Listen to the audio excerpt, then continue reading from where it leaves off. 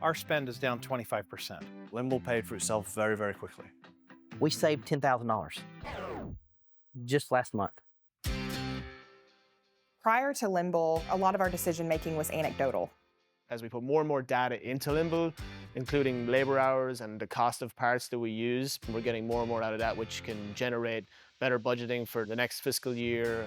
It's crazy to think about how many extra parts we had on hand, and we're able to offload that probably within like 2 months. 2 months, that's right. Like $20,000 savings right there. It is really incredible to see where we're using our time, where we're using our budgets. We were encountering an issue with a particular part of our line, and what we were finding is that we were getting a lot of rips on it. It focused our efforts of why is this happening here, and it actually ultimately resulted in us adding a new sorter. That saved us thousands of dollars a month by not doing patch kits or belt replacements anymore. We were having a breakdown at least weekly, and now we'll go 3 or 4 weeks before a breakdown.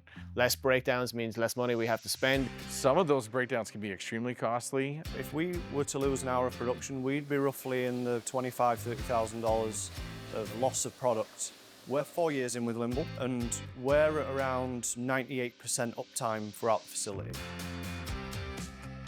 If you're having to wait on parts, you're losing money. There's a huge savings in parts based on not having to carry as many spares as we did before. Then there's just like the overnighting costs and shipping costs that we're saving. Making sure we're not wasting money buying something that we already have 10 of in a closet somewhere. Making sure something doesn't end up in a closet somewhere. 50% of the time the part was on site.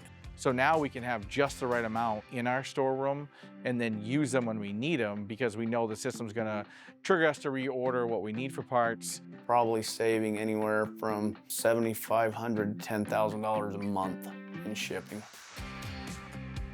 The labor cost of doing things, you might have to have somebody get on overtime because we didn't have the labor at the time when this thing failed. There's a bunch of costs that we were assuming based on running to failure basically instead of PMing it. Before we implemented Limble and before we were tracking PMs, we were running consistently 10-hour shifts, 10-hour days, 6 days a week. We are now at 8-hour shifts, 5 days a week. We weren't organized to the point that the line wasn't running well, that some of these guys were working 7 days a week. I'm not joking when I'm saying I was putting like 80, 90 hours in a week, catching up on putting information in when I started. Limble took all that away from me. I was back to doing 40, 50 hours a week. It saves us money on wait time, downtime, parts. It's over probably a couple $100,000 that it's helped us save.